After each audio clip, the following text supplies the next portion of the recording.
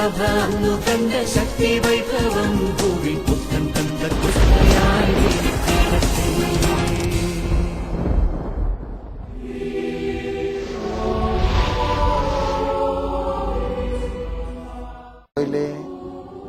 എനിക്കേറെ വാത്സല്യമുള്ള എൻ്റെ പ്രിയപ്പെട്ട സഹോദരി സഹോദരങ്ങളെ, ഇന്ന് വീണ്ടും ശ്ലൈഹിക ആശീർവാദത്തിന് ഒരുക്കമായിട്ട് നമ്മൾ പ്രാർത്ഥിക്കുകയാണ്. ഇന്ന് ഞാൻ നിങ്ങളുടെ ശ്രദ്ധയിൽപ്പെടുത്താൻ ആഗ്രഹിക്കുന്ന ഒരു ദൈവവചന ഭാഗമുണ്ട്. അത് വളരെ ശ്രദ്ധേയമായിട്ടുള്ള ഒരു ദൈവവചന ഭാഗമാണ്. വിധിക്കരുത്, നിങ്ങളും വിധിക്കപ്പെടുകയില്ല. ഞാൻ ഈ അടുത്ത കാലത്ത് വായിച്ച് അറിയാനായിട്ട് ഇടയായ ഒരു ലേഖനം, ഞാനത് നിങ്ങളോട് പറയുമ്പോൾ എൻ്റെ തന്നെ ഒരു ആത്മശോധന വിഷയമായതുകൊണ്ടാണ് ഞാൻ നിങ്ങളോട് പറയുന്നത്. അല്ലെങ്കിൽ ഞാൻ ഈ വിഷയം നിങ്ങളോട് പറയാൻ ആഗ്രഹിക്കുകയില്ല. അതിലെ ലേഖനകർത്താവ് പറയുകയാണ്, നമ്മൾ സംസാരിക്കുന്ന വിഷയങ്ങൾ ഒരു ദിവസം രാത്രി കിടക്കാൻ പോകുന്ന സമയത്ത് അത് ശേഖരിച്ച് പരിശോധിച്ചാലേ അതിൽ 50% തൻ പൊലിമയാണ്, തൻ്റെ വലിയ മഹത്വം, തന്നെക്കാൾ വലിയൊരു ഗുരുവായൂർ കേശവൻ ഈ ലോകത്തിൽ വേറെ ഇല്ലെന്നുള്ള നിലപാട്. താൻ ആരാണ്, തൻ്റെ കഴിവെന്താണ്. അടുത്ത 50% മറ്റുള്ളവനെ കൊച്ചാക്കി കാണിക്കാനുള്ള നമ്മുടെ പരിശ്രമമാണ്. നോക്കൂ, മറ്റുള്ളവരെ കുറിച്ച് നമുക്ക് ഔദാര്യമായിട്ട് സംസാരിക്കാൻ പറ്റുമോ?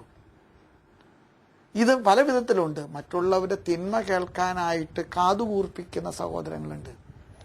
തട്ടിപ്പിതാവ് ഒരു നന്മ ചെയ്തെന്ന് പറഞ്ഞാൽ അത് ഗവനിക്കാതെ വിടുകയും, തട്ടിപ്പിതാവിന് മറ്റേ കുഴപ്പമുണ്ടെന്ന് പറയുമ്പോൾ അത് പിടിക്കാനായിട്ട് നമ്മുടെ റേഞ്ച് വർദ്ധിക്കുന്ന ഒരു സന്ദർഭമുണ്ട്. ഒരുപക്ഷെ പലപ്പോഴും ദൈവത്തിൻ്റെ അനുഗ്രഹം നമുക്ക് കിട്ടാതെ പോകുന്നത് ഹൃദയത്തിൻ്റെ ശുദ്ധിയില്ലായ്മ കൊണ്ടാണ്. സ്നേഹമുള്ളവരെ, നമ്മളെക്കുറിച്ച് കുറച്ച് സംസാരിക്കാനും മറ്റുള്ളവരെക്കുറിച്ച് മാന്യമായിട്ടും മഹത്വപൂർണമായിട്ടും സംസാരിക്കാനും നമുക്ക് പ്രതിജ്ഞ ചെയ്യാം.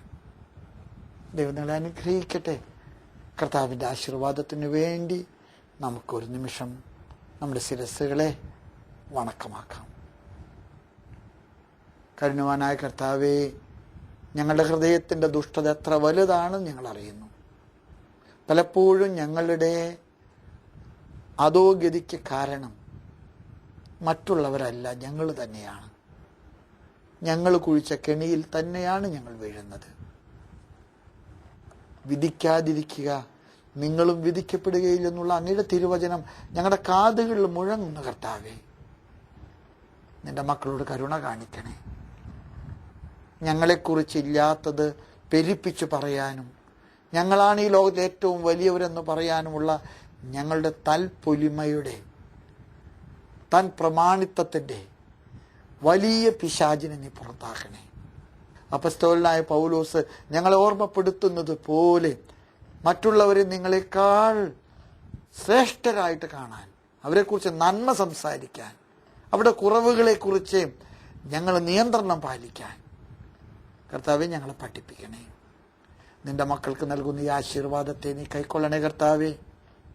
അഭിഷേകത്തിൻ്റെ വലിയ കൈവപ്പ് പൗരോഹിത്യത്തിലൂടെ നീ ഞങ്ങൾക്ക് നൽകിയത് നിന്റെ മക്കൾക്ക് നിന്റെ കുരിശിൻ്റെ രക്ഷയുടെ വരദാനങ്ങൾ വിതരണം ചെയ്യാനാണല്ലോ കർത്താവേ. നിന്റെ മക്കൾക്ക് വേണ്ടി കരങ്ങൾ ഉയർത്തി നിന്റെ തിരുസന്നിധിയിൽ നടത്തുന്ന ഈ അഭിഷേക പ്രാർത്ഥനയെ നീ കൈക്കൊള്ളണേ. നിന്റെ മക്കൾക്ക് ആവശ്യമായിട്ടുള്ള വരദാനങ്ങളുടെ അഭിഷേകം, കൃപാവരങ്ങളുടെ അഭിഷേകം, അനുഗ്രഹ ആശീർവാദങ്ങളുടെ അഭിഷേകം അവർക്ക് നൽകണേ. സമാധാനമായി, സന്തോഷമായി, സൗമ്യമായി, വിനയമായി, വിവേകത്തോടും വിശുദ്ധിയോടുകൂടൊക്കെ ജീവിക്കാൻ ഞങ്ങളെ നീ പ്രാപ്തരാക്കണേ. നിന്റെ മക്കളെ നിന്റെ വിശുദ്ധ കുരിശിൻ്റെ അടയാളത്താലെ നീ ആശീർവദിച്ച് മുദ്ര വയ്ക്കണമേ. സർവബന്ധനങ്ങളിൽ നിന്നും പൈശാചിക അടിമത്തിൽ നിന്ന് മോചിപ്പിക്കണമേ. ആമേൻ.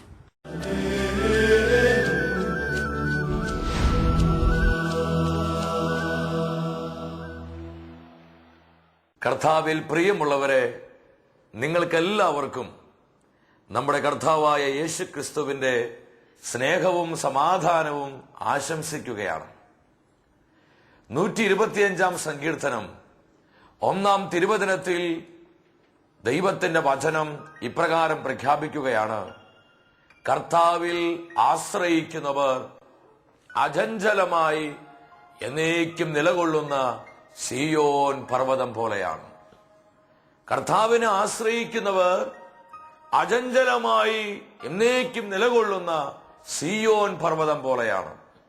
പരിപൂർണമായും ഈ വചനത്തിൽ വിശ്വസിച്ചുകൊണ്ട് നമ്മുടെ ജീവിതങ്ങളെ കർത്താവിനായി സമർപ്പിച്ച് നമ്മൾ അല്പസമയം പാടി ആരാധിക്കാൻ പോവുകയാണ്. എല്ലാ ദൈവമക്കളും ദൈവ സാന്നിധ്യത്തിന് മുൻപിൽ എഴുന്നേറ്റ് നിൽക്കുന്നു. വലിയ ആഗ്രഹത്തോടെ പ്രാർത്ഥിക്കുക. പരിശുദ്ധാത്മാവിനെ വിളിച്ചു പ്രാർത്ഥിക്കാം.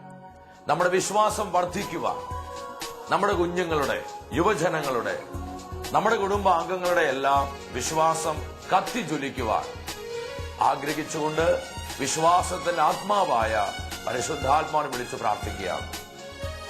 കരഘോഷത്തോടെ എല്ലാവരും ഒരുമിച്ച്, മാതാപിതാക്കളും മക്കളും സഹോദരി സഹോദരങ്ങളെല്ലാം പാടി ആരാധിക്കട്ടെ.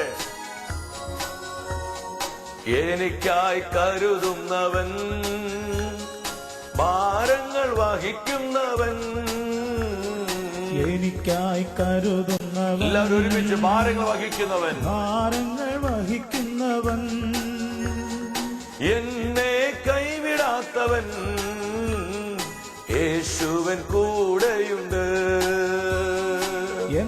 എത്ര പേര് ഇത് വിശ്വസിക്കുന്നു? ഈ അഭിഷേകത്തോടെ പാടുന്നു. യേശുവൻ കൂടെയുണ്ട്. പരീക്ഷ എന്റെ ദൈവം അനുവദിച്ചാൽ പരിഹാരം എനിക്കായി കരുതിയിട്ടുണ്ട്. പരീക്ഷ ബോധ്യത്തോടെ ചേർന്ന് പാടിയേ. പരിഹാരം എനിക്കായി കരുതിയിട്ടുണ്ട്. എന്തിനെന്ന് ചോദിക്കില്ല ഞാൻ, എന്റെ നന്മയ്ക്കായെന്നറിയുന്നു ഞാൻ. യേശുവേ, എന്തിനെന്ന് ചോദിക്കില്ല ഞാൻ, ഇതാണ് ക്രൈസ്തവ വിശ്വാസം. എന്റെ നന്മയ്ക്കായെന്നറിയുന്നു ഞാൻ. പരീക്ഷ എന്റെ ദൈവം അനുവദിച്ചാൽ പരിഹാരം എനിക്കായി കരുതിയിട്ടുണ്ട്. പരീക്ഷ ഹല്ലേലൂയ, ഹല്ലേലൂയ. യേശുവേ, പരിഹാരം എനിക്കായി കരുതിയിട്ടുണ്ട്. എന്തിനെന്ന് ചോദിക്കില്ല ഞാൻ, എന്റെ നന്മയ്ക്കായെന്നറിയുന്നു ഞാൻ. യേശുവേ, എന്തിനെന്ന് ചോദിക്കില്ല, ഹല്ലേലൂയ, ഹല്ലേലൂയ, ഹല്ലേലൂയ. നന്മയ്ക്കായെന്നറിയുന്നു ഞാൻ. ഈ വലിയ ബോധ്യത്തോടെ കർത്താവിന്റെ സാന്നിധ്യത്തിന് മുന്നിൽ കരങ്ങൾ ഉയർത്തി ഒരുമിച്ച് പ്രാർത്ഥിക്കും മക്കളെ. അനേകം ആയിരങ്ങളിലേക്ക് കർത്താവിന്റെ മഹത്വം ഇറങ്ങി വരുന്ന അത്ഭുതത്തിന് മണിക്കൂറുകളാണ്. കരമുയർത്തി, സ്വരമുയർത്തി യേശുവിനെ വിളിക്കുന്നു. യേശുവേ, അത്ഭുതത്തിന്റെ ദൈവമേ, ഈ സ്തുതി ആരാധനയിൽ വിശ്വസിച്ച് പ്രാർത്ഥിച്ചുകൊണ്ടിരിക്കുന്ന 10,000ങ്ങളുടെ മേൽ അവിടുത്തെ അത്ഭുത ശക്തി വെളിപ്പെടട്ടെ. വിശ്വാസം നഷ്ടപ്പെട്ടുകൊണ്ടിരിക്കുന്ന അനേകം ജീവിതങ്ങളിൽ വിശ്വാസം കത്തിപ്പടരട്ടെ. Hallelujah, hallelujah, hallelujah. എല്ലാ കുഞ്ഞുങ്ങളിലും വിശ്വാസം പടരട്ടെ. എല്ലാ യുവജനങ്ങളിലും വിശ്വാസത്തിന് അഗ്നി കത്തിപ്പടരട്ടെ. ആരാധന, ആരാധന. എല്ലാ ബന്ധന കെട്ടുകളും അഴിയട്ടെ. പരിശുദ്ധാത്മാവേ, അനേകം ആയിരങ്ങളെ വിശ്വാസത്തിനാൽ അഭിഷേകം ചെയ്യണമേ, അഭിഷേകം ചെയ്യണമേ. അന്ധവിശ്വാസങ്ങളെ, സംശയങ്ങളെ, അല്പവിശ്വാസത്തെ, അവിശ്വാസത്തിന്റെ സകല ബന്ധന കെട്ടുകളെ പരിശുദ്ധാത്മാവെ പൊട്ടിച്ചു കളയണമേ. Hallelujah, hallelujah, hallelujah. വിശ്വാസം വളരട്ടെ, വിശ്വാസം വർദ്ധിക്കട്ടെ. രോഗികൾ അത്ഭുത സൗഖ്യം പ്രാപിക്കട്ടെ. വേദനിച്ചിരിക്കുന്ന ജീവിതങ്ങളിലേക്ക് കർത്താവിന്റെ സാന്നിധ്യം ഇറങ്ങട്ടെ. തകരുന്ന കുടുംബ ബന്ധങ്ങളിലേക്ക് പരിശുദ്ധാത്മ അഭിഷേകം ഇറങ്ങട്ടെ. അനേക യുവജനങ്ങൾ പരിശുദ്ധാത്മ ശക്തി പ്രാപിക്കട്ടെ. ആരാധന, ആരാധന. ഇത് അനേകരുടെ ജീവിതങ്ങളിൽ കർത്താവ് അത്ഭുതത്തോടെ പ്രവർത്തിച്ചുകൊണ്ടിരിക്കുന്നു. സ്വീകരിച്ച് പ്രാർത്ഥിക്കും മക്കളെ, ഏറ്റെടുക്കും മക്കളെ. Hallelujah, hallelujah, hallelujah. കർത്താവേ, യൂറോപ്പിനെ അനുഗ്രഹിക്കുന്നു, അമേരിക്കയെ അനുഗ്രഹിക്കുന്നു, ആഫ്രിക്കയെ അനുഗ്രഹിക്കുന്നു, ഓസ്ട്രേലിയ അനുഗ്രഹിക്കുന്നു, ഏഷ്യ അനുഗ്രഹിക്കുന്നു. Lord bless, bless. സകല ഭൂഖണ്ഡങ്ങളിലും ക്രിസ്തുവിലുള്ള വിശ്വാസം കത്തിജ്വലിക്കട്ടെ. ക്രൈസ്തവ വിശ്വാസത്തിന്റെ ധീരസാക്ഷികളായി അനേകം ആയിരങ്ങളെ പരിശുദ്ധാത്മാവെ അഭിഷേകം ചെയ്യണമേ. ആരാധന, ആരാധന, ആരാധന. പരിശുദ്ധ അമ്മേ, സകല വിശുദ്ധരെ ഞങ്ങൾക്ക് വേണ്ടി പ്രാർത്ഥിക്കണമേ. ആമേൻ. ഹല്ലേലൂയ. പ്രിയ ദൈവമക്കളെ, കർത്താവിന്റെ വചനത്തെ സ്വീകരിക്കുവാനായി ആഗ്രഹിച്ചുകൊണ്ട് ദൈവ സാന്നിധ്യത്തിന് മുൻപിൽ നമുക്കായിരിക്കാം. ഇന്നേ ദിവസം തിരുവചനത്തിലൂടെ പരിശുദ്ധാത്മാവ് നമ്മുടെ ജീവിതങ്ങളിലേക്ക് പകർന്നു നൽകുന്നത് പരീക്ഷകളെ അതിജീവിക്കുന്ന വിശ്വാസത്തെക്കുറിച്ചാണ്. പത്രോസ് അപ്പോസ്തലൻ എഴുതിയ 1-ാമത്തെ ലേഖനം 1-ാം അധ്യായം 7-ാം തിരുവചനം. കർത്താവിന്റെ വചനം ഇപ്രകാരം പ്രഖ്യാപിക്കുകയാണ്: കാരണം അഗ്നിശോധനയെ അതിജീവിക്കുന്ന നശ്വരമായ സ്വർണത്തെക്കാൾ വിലയേറിയതായിരിക്കും പരീക്ഷകളെ അതിജീവിക്കുന്ന നിങ്ങളുടെ വിശ്വാസം. അത് യേശുക്രിസ്തുവിന്റെ പ്രത്യാഗമനത്തിൽ സ്തുതിക്കും ബഹുമാനത്തിനും മഹത്വത്തിനും ഹേതുവായിരിക്കും. ഈ തിരുവചനത്തിലൂടെ ദൈവത്തിന്റെ ആത്മാവ് നമ്മുടെ ജീവിതങ്ങളോട് സംസാരിക്കുകയാണ്. അഗ്നിശോധനയെ അതിജീവിക്കുന്ന നശ്വരമായ സ്വർണത്തെക്കാൾ വിലയേറിയതാണ് പരീക്ഷകളെ അതിജീവിക്കുന്ന നമ്മുടെ വിശ്വാസം. ക്രൈസ്തവ വിശ്വാസത്തിന്റെ ഏറ്റവും വലിയ ഒരു പ്രത്യേകതയാണ് അത് പരീക്ഷകളെ അതിജീവിക്കുന്ന വിശ്വാസം. ക്രിസ്തീയ വിശ്വാസം എന്ന് പറയുന്നത് ഒരു തൊട്ടാവാടി വിശ്വാസമല്ല, ദുർബലമായ വിശ്വാസമല്ല, അത് അല്പവിശ്വാസമല്ല. പരീക്ഷകൾ അതിജീവിക്കുന്ന വിശ്വാസമാണ് ക്രൈസ്തവ വിശ്വാസം. ഈ വിശ്വാസത്തിന് മാത്രമാണ് നിത്യതയിൽ കർത്താവിൽ നിന്ന് നമുക്ക് ഓരോരുത്തർക്കും പ്രതിഫലം ലഭിക്കുകയുള്ളൂ. അപ്പൊ ക്രൈസ്തവ ജീവിതത്തിൽ എന്തുണ്ട്? പരീക്ഷകളുണ്ട്. നമ്മൾ ആരും തെറ്റിദ്ധരിക്കരുത്. ഇന്ന് അനേകർക്ക് ഒരു തെറ്റിദ്ധാരണയുണ്ട്. കർത്താവിനെ സ്വീകരിച്ചു കഴിഞ്ഞാൽ പിന്നെ ജീവിതത്തിലെ എല്ലാ പ്രശ്നങ്ങളും വിട്ടുമാറി. യേശുക്രിസ്തുവിനെ സ്വന്തമാക്കി കഴിഞ്ഞാൽ പിന്നെ തകർച്ചകളില്ല, ദുഃഖങ്ങളില്ല, രോഗങ്ങളില്ല, സങ്കടങ്ങളില്ല, പ്രതികൂലങ്ങളില്ല എന്നുള്ള ഒരു അനാവശ്യമായ തെറ്റിദ്ധാരണ ഇന്ന് അനേകം ദൈവമക്കളുടെ അകത്ത് കടന്നുകൂടിയിട്ടുണ്ട്. ഇത് ശരിയായ ക്രൈസ്തവ ചിന്തയല്ല. പരീക്ഷകളുണ്ട്. ക്രൈസ്തവ ജീവിതത്തിൽ പരിശോധനകളുണ്ട്. കാരണം എന്താ? പരീക്ഷണങ്ങളിലൂടെ, വ്യത്യസ്തമായ പ്രതികൂലങ്ങളിലൂടെ, തകർച്ചകളിലൂടെ നമ്മൾ കടന്നു പോകുമ്പോഴാണ് നമ്മൾ ആരാണെന്ന് യഥാർത്ഥത്തിൽ വെളിപ്പെടുന്നത്. നമ്മളിലുള്ള വിശുദ്ധി, നമ്മുടെ സമർപ്പണം, കർത്താവിനോടുള്ള നമ്മുടെ യഥാർത്ഥ സ്നേഹം എപ്പോഴാണ് വെളിപ്പെടുന്നത്? നമ്മൾ സ്തുതിച്ച് പ്രാർത്ഥിക്കുമ്പോഴോ, നമ്മൾ ദൈവദിനം ധ്യാനിക്കുമ്പോഴോ? അപ്പോഴും നല്ല പ്രതികൂലങ്ങളുടെ മുൻപിൽ, പ്രതിസന്ധികളുടെ മുൻപിൽ ഞാനും നിങ്ങൾ നിൽക്കുമ്പോഴാണ് യഥാർത്ഥ സ്നേഹം വെളിപ്പെടുന്നത്. അതുകൊണ്ട് തന്നെ ഈ സ്നേഹം യഥാർത്ഥത്തിൽ എന്തോരം ഉണ്ട്, ഈ സ്നേഹം യഥാർത്ഥത്തിൽ എത്രമാത്രം ഉണ്ടെന്ന് അറിയാൻ കർത്താവ് പലപ്പോഴും നമ്മുടെ ജീവിതത്തിൽ ഇത് അനുവദിക്കും. ഇതിലൂടെയാണ് നമ്മൾ ആത്മീയ പക്വത പ്രാപിക്കുന്നത്. ഇതിലൂടെയാണ് നമ്മൾ ക്രിസ്തുവിന്റെ സ്വഭാവത്തിലേക്ക് വേരുറപ്പിക്കപ്പെടുന്നത്. അപ്പൊ ക്രൈസ്തവ ജീവിതത്തിൽ പരീക്ഷകളുണ്ട്, പരിശോധനകളുണ്ട്, പ്രതിസന്ധികളുണ്ട്. എന്നാൽ നാം മറന്നു പോകരുത്, ഈ പരീക്ഷണങ്ങളിലും ഈ പ്രതിസന്ധികളിലും ഈ തകർച്ചകളിലും നമ്മളെ കരം പിടിച്ച് നടത്തുന്ന കർത്താവിന്റെ സാന്നിധ്യം നിരന്തരം നമ്മോട് കൂടെയുണ്ട്. 91-ാം സങ്കീർത്തനത്തിലൂടെ എന്താ കർത്താവ് നമുക്ക് ഉറപ്പ് തരുന്നത്? വചനം പറയുന്നില്ലേ, നിന്റെ ഇടതുവശത്ത് 1000 മരിച്ചു വീണേക്കാം, നിന്റെ വലതുവശത്ത് 10,000 മരിച്ചു വീണേക്കാം, എങ്കിലും നിനക്കൊരു അനർത്ഥവും സംഭവിക്കുകയില്ല, നിന്റെ കൂടാരത്തിന് ഒരു ഉപദ്രവവും ഏൽക്കുകയില്ല. ഇത് പറഞ്ഞ കർത്താവിന്റെ സാന്നിധ്യമാണ് നമ്മെ മുന്നോട്ട് നയിക്കുന്നത്.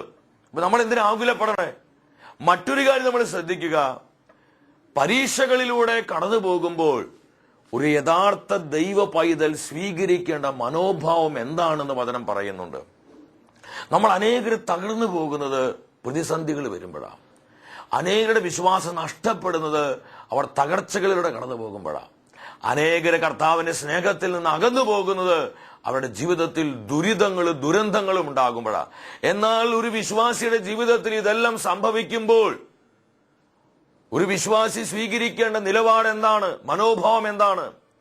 യാക്കോബ് ശ്ലീഹായുടെ ലേഖനം 1-ാം അധ്യായം 2-ാം വചനത്തിൽ പറയാണ്, ആകയാൽ പരീക്ഷകളിൽ നിങ്ങൾ അകപ്പെടുമ്പോൾ നിങ്ങൾ സന്തോഷിക്കുവേൻ, വചനം ഉറപ്പോടുകൂടി പറയുകയാണ്, പരീക്ഷകളിൽ നിങ്ങൾ അകപ്പെടുമ്പോൾ. അപ്പൊ അത് നിങ്ങൾ ശ്രദ്ധിക്കണം. പരീക്ഷകളിൽ നിങ്ങൾ അകപ്പെടുകയാണെങ്കിൽ എന്നല്ല, ഇതൊരു ഷോക്കിംഗ് ന്യൂസാ.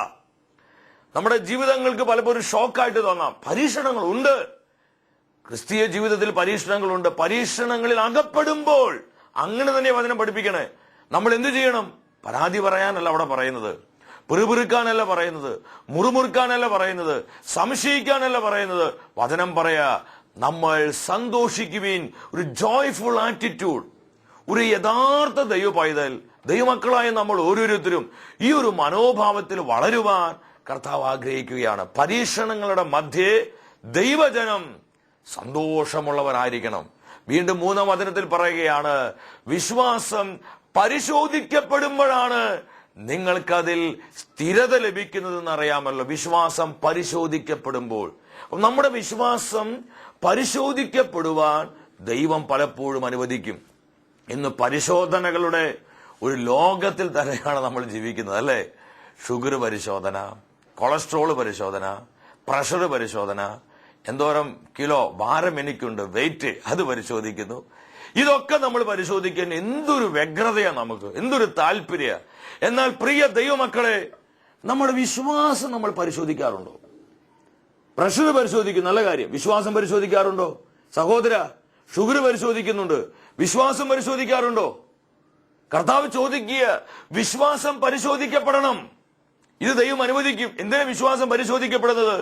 നമുക്ക് സ്ഥിരത ലഭിക്കാൻ, നമ്മൾ കുറേയും കൂടി പക്വതയുള്ളവരാകാൻ, നമ്മളിലുള്ള ബാലിശ്യ സ്വഭാവങ്ങള്, അനാവശ്യമായ പിടിവാശികള്, മുൻകോപങ്ങള്, ജഡീക ഭാവങ്ങള് പിഴുതുമാറ്റപ്പെട്ട് യേശുക്രിസ്തുവിന്റെ സ്വഭാവത്തിലേക്ക് ഒരു ദൈവ പൈതൽ എന്ന നിലയിൽ നമ്മൾ വേരുറപ്പിക്കപ്പെടാൻ പരീക്ഷകളിലൂടെ കടന്നു പോകുവാൻ കർത്താവ് അനുവദിക്കും.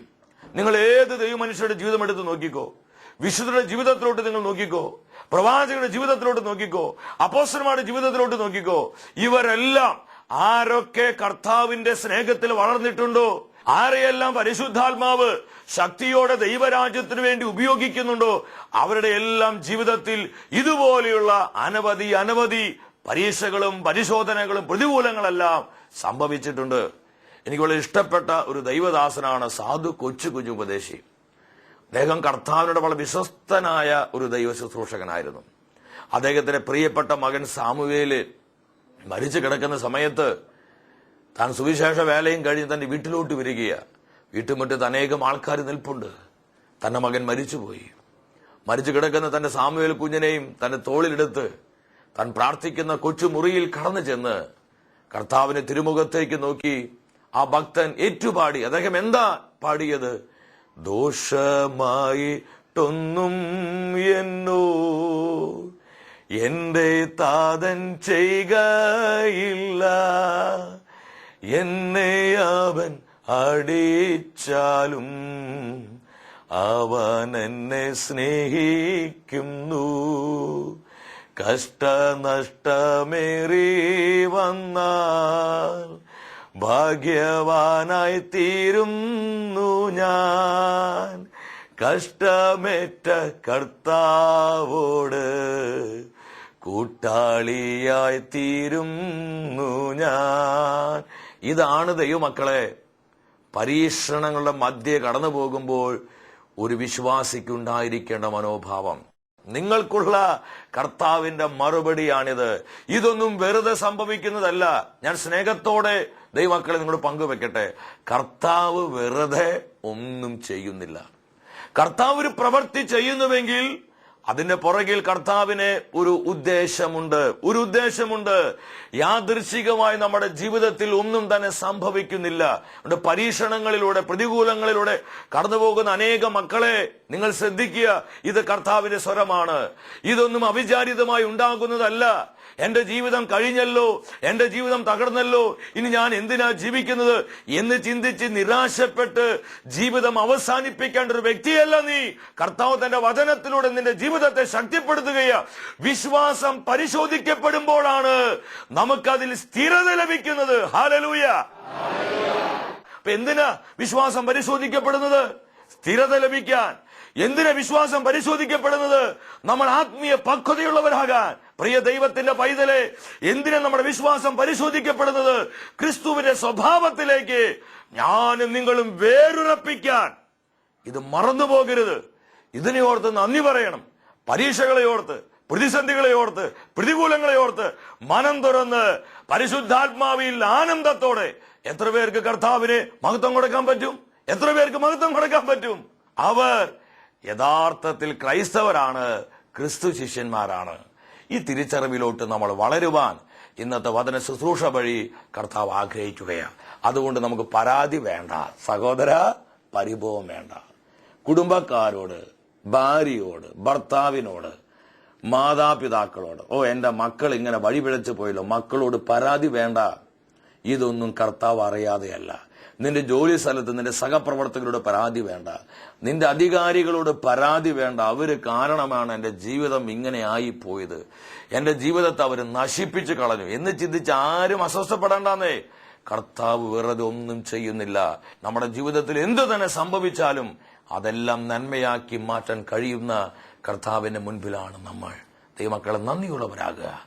പരീക്ഷകളിലൂടെ കടന്നു പോകുമ്പോൾ വചനം പറയുന്നു, നിങ്ങൾ സന്തോഷമുള്ളവരായിരിക്കുക. ഈ ഒരു അഭിഷേകം സ്വീകരിച്ച് കൂടുതൽ പ്രത്യാശയുള്ളവരായി ഉള്ളതിനെ ഓർത്ത് കർത്താവിന് നന്ദി പറഞ്ഞ് നമ്മുടെ ഈ ലോക ജീവിതം കൂടുതൽ മനോഹരമാക്കി തീർക്കാൻ നമ്മളെല്ലാവരും ആഗ്രഹിക്കുക. നിങ്ങൾക്ക് ഓരോരുത്തർക്കും കർത്താവിന്റെ കൃപയും സമാധാനം ആശംസിക്കുകയാണ്. നിങ്ങൾ വ്യക്തിപരമായ നിയോഗങ്ങളിലും നിങ്ങളുടെ കുടുംബത്തിന് നിരവധിയായ ആവശ്യങ്ങളിലും നിങ്ങൾ അനുഭവിക്കുന്ന വേദനകളിലും വിട്ടുമാറാത്ത രോഗങ്ങളിലും കർത്താവിന്റെ കരവും അനുഗ്രഹവും പ്രബലപ്പെടട്ടെ. അതിനായി ദൈവം നമ്മെ ഓരോരുത്തരെയും സമൃദ്ധമായി അനുഗ്രഹിക്കട്ടെ.